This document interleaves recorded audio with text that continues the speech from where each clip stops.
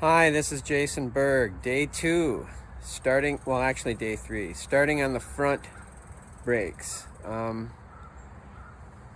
First, I spent 45 minutes trying to figure out where the jack points were, so I didn't crush anything when I'm jacking it up. Well, I found them, and I took pictures of them. But it's up on stand. It's up on a jack stand, and there's a jack also supporting it. Got the wheel off, and first thing I noticed when I inspected it is there's a bunch of black grease, a whole bunch of it, just around the knuckle, kind of where the drive shaft comes into the wheel hub. And inspecting it kind of close, I see that there is a tear in the CV joint on the drive shaft. There's a tear in the boot, right where the band clamp goes around the boot to clamp it to the shaft. And I'll just kind of show you that now so you can see what the deal is here. So here's the wheel removed, as you can see. Looking back in here, you can see this is wet. I just wiped off a big glob of black grease and off of this here. And you can still see some grease down here that I haven't wiped off yet, and some there too. But where the problem is right here, where this band attaches the boot to the shaft. You can see it's kind of separated, and that's where the grease is coming out. So that usually means replace the drive shaft, because it comes with new boots on either end. But that means then you have to take off the not only the rotor but the hub. You got to take off that big nut there. So I don't know. I'm not going to do that, not today for sure. But anyway, that's part of the inspection. It may, I couldn't really tell how long the grease was there, but it's possible that it happened yesterday when I was doing the brake pad bedding process, which is you have to get the car going up to 40 miles an hour and then brake aggressively from 40 to 10, like almost, slamming the brakes but not locking them.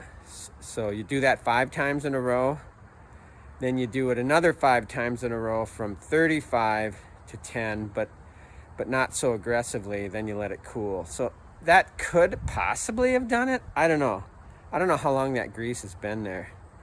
May have just happened yesterday, may have been there a while.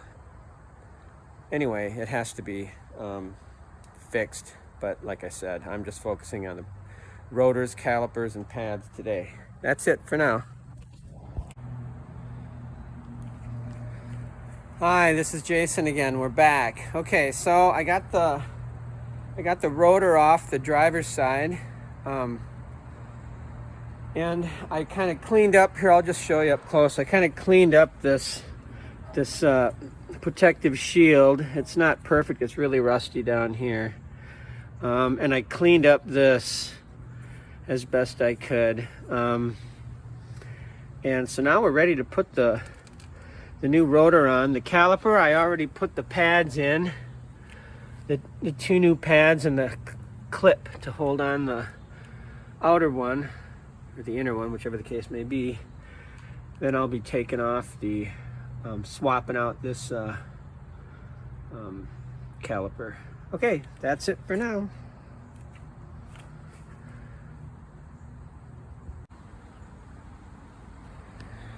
Here's a tip that I forgot to mention with respect to the new calipers. The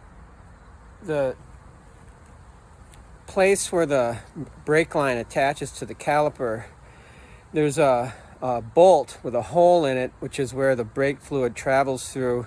The threads on the caliper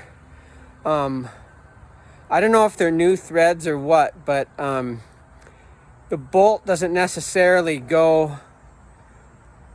even start very easily into that threaded hole because I think they're new threads. So what I had to do for both rears, and so I decided to be proactive and do it on the front before even trying it, and that is and fortunately I have a threading tool. So what I had to do is I had to use this guy in the threads of for where the brake line attaches on the caliper there. So I don't know how they remanufactured that, or if this is a brand new one, but those threads need to be tapped. And so I do have a tapping set here, and it's this size right here, which looks like it is, what does that say? It says, I can't read it without my glasses, but it's like M10 by 10. If you can see that, M10 by 10. Okay, so that's what I'm using, and that's a good tip. That's it for now. Bye.